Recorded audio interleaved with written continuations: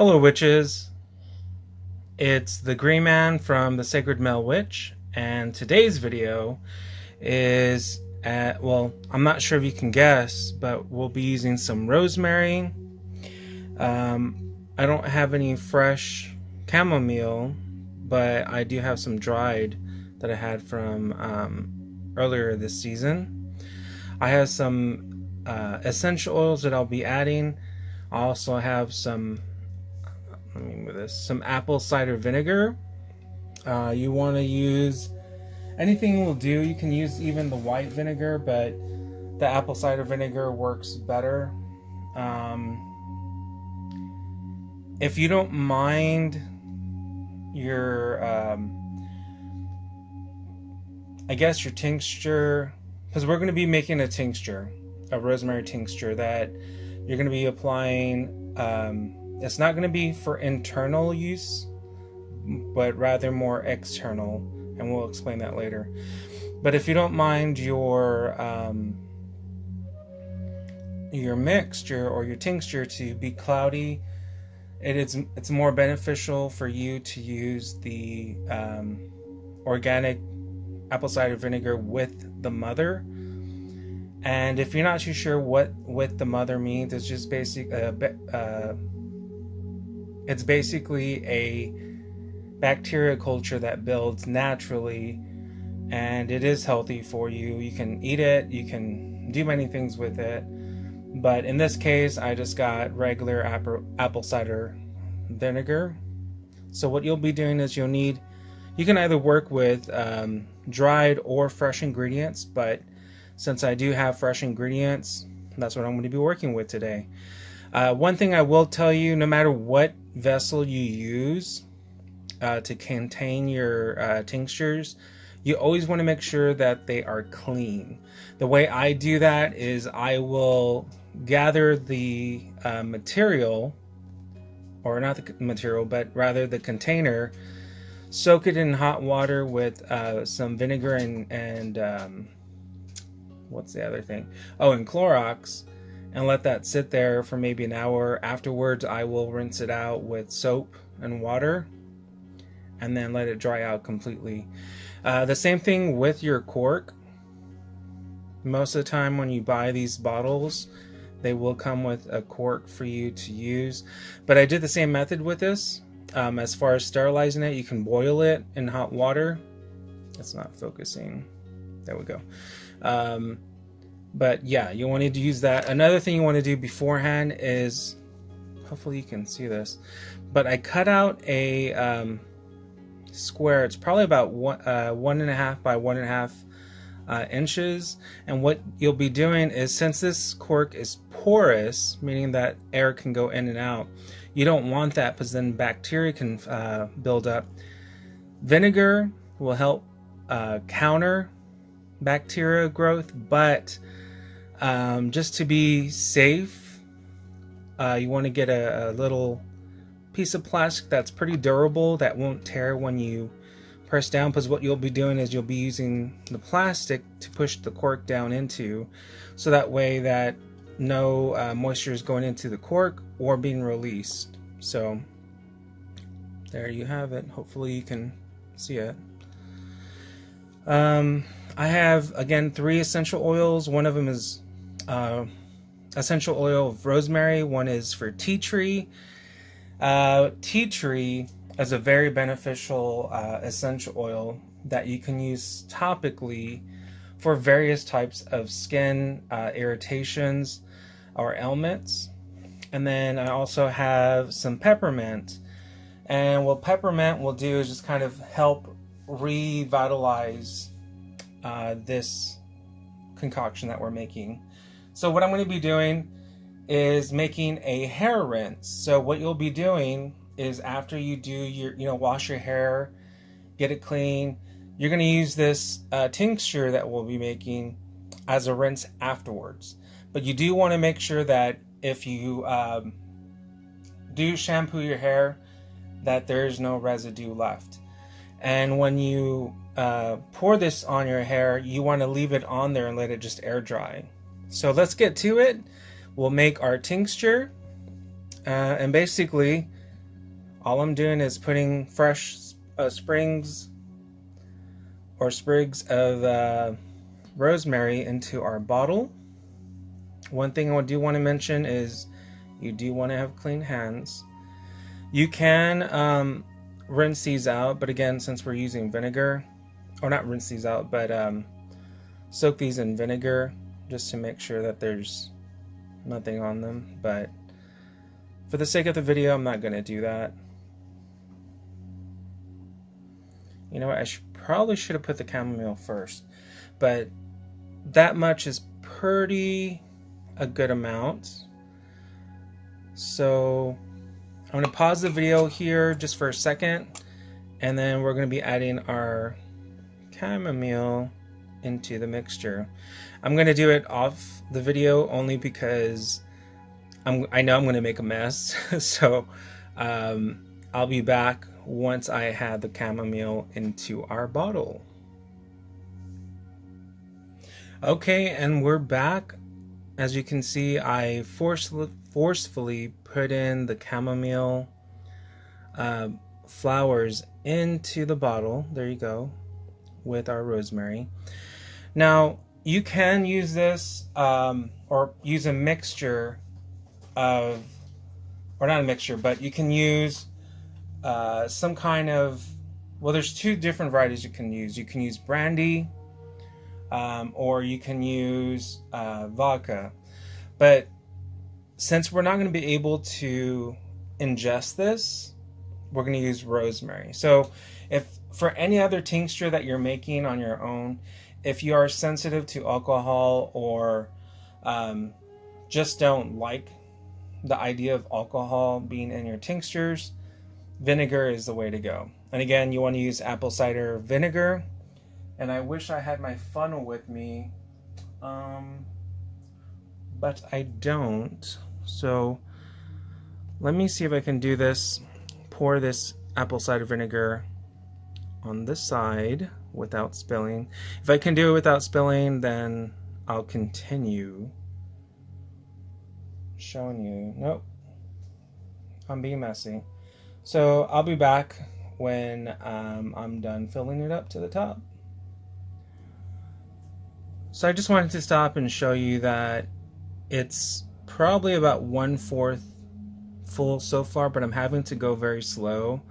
Again, I should have put the chamomile first. I'm not sure if you can see that. Let's get closer. There we go. So you can see that the blooms are like very thin. So like just like dandelions, they have a weird, they separate when they're dried flowers, but in either case it's still going to work. So I'm going to go again off camera and continue filling this up with apple cider vinegar. So I'll be right back.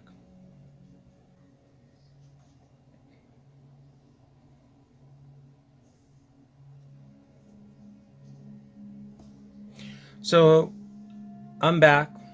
I'm almost halfway full. I do want to recommend to you that before you continue filling it up, I forgot to mention that before you continue adding your vinegar and filling it up all the way to the top, you may want to just add your essential oils before adding the plant matter, or when you're halfway full. So either way, it's good. You can even add it afterwards, but if you're going to omit the chamomile, then you can probably get away with it towards the end. So that's up to you. So I'm going to add those drops right now. Typically when you add essential oils, I mean, for something like this big, I forgot how many ounces this is. This is probably, I'm guessing 8 to 12 ounces, maybe less.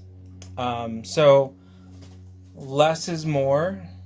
Since this is a vinegar tincture or any kind of tincture, it's going to extract those oils, those natural oils that are in here.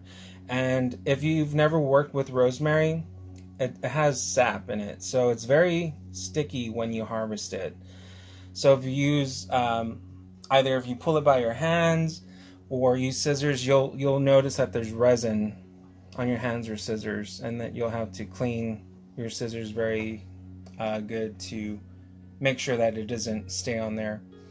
But anyways, we're gonna add some drops. So I'm probably I don't know, maybe 5 to 10 drops per essential oil. Maybe just go with 5, depending on the scent. So with most of my recipes, I play it by ear, or I should say I play it by smell. Especially my incenses and my tinctures, only because you may write a recipe down, but when it comes to actually making it, it's going to come out different, because when your senses are going to tell you what's best aromatically for you. So I'm going to add probably 5 drops instead of 10. 1, 2, 3, 4, 5. So that's 5 drops of peppermint. You can use spearmint or not at all. So now we're going to use tea tree. Tea tree, I am going to use probably 10 drops of it, only because it's tea tree. And sometimes these droppers are stubborn. That's 2 drops. 3, 4, 5, 6, 7, 8, 9, 10. Okay, awesome. Rosemary, I'm probably going to do 5, only because we're already using rosemary, fresh rosemary. I could use some chamomile essential oil, but I feel that this chamomile that I've grown is pretty strong and potent just on its own. So I'm pretty confident that I don't have to use that essential oils. But again, it's up to you. And for the rosemary, I'm only going to use 5 drops. I'm doing this off camera because it's easier. So that's 5 drops. Sorry about the noise in the background. If you hear any rustling or any weird noises, that's my 4 cats being little demons. And then also there's lots of airplanes that tend to fly pretty low. And when you pour your vinegar, if you do it the way I did it, you want to do it slowly, only because it's going to pass through the plant matter, and if you go too fast, it's just going to overflow and throw out all those essential oils that you just put into it, as well as your plants. And if you're using something like this on my layout, it's going to absorb into your... Sorry, that's my dog Sammy. He barks at everything. But if you're using a mat like I am, it's going to absorb into the mat, and it's going to stink of vinegar. And this mat, I can't wash it because it's meant for like for you know, your doorway entry, or for like a mat for the restroom. But I'm using it for my videos only because I like the color. It kind of reflects back what I'm doing perfectly. And I'm just going offside to refill my little cup with apple cider vinegar, because the bottle I'm using, it's, you know, this is it. Actually, it's gallon, so it's going to be pretty heavy for me to try to add all that to this. And when I'm done, when I'm done with the vinegar, you do want to make sure that you have enough neck room for the cork. Remember how big it is or deep it is? You're going to push it in as far as you can. And that's going to be okay because it's going to be easy to pull out because you have this plastic to pull it out with. So, ooh, look, there's a rosemary pine. So just keep that in mind. I'm probably going to fill it up to right about right here, about like half an inch from the neck of the bottle. Now this one, it came with a cork, but it also looks like it can have a screw on top. I'm not sure if you can see the little rivets. Sorry, doesn't look like it's gonna work. Nope. But yeah, so it has those little rivets to close, and probably a cap would do better. And you don't want to use any kind of metal. Just like I mentioned in my previous video, metal does react with vinegar, as well as your brandy and your vodka, especially when you're using essential oils. And I think that's it. I think I accidentally overfilled it, but I'm gonna let this sit just for a second, and then I'll come back once I see that it's gonna go down or absorb into the chamomile. Because the chamomile, since it's dry matter, plant matter, it's going to expand and it's gonna absorb that moisture. So I'll be back in a second, and then I think we'll be good enough to bottle this. And once we bottle it, I'm going to give it a good shake, and then you're pretty much done. It's that easy.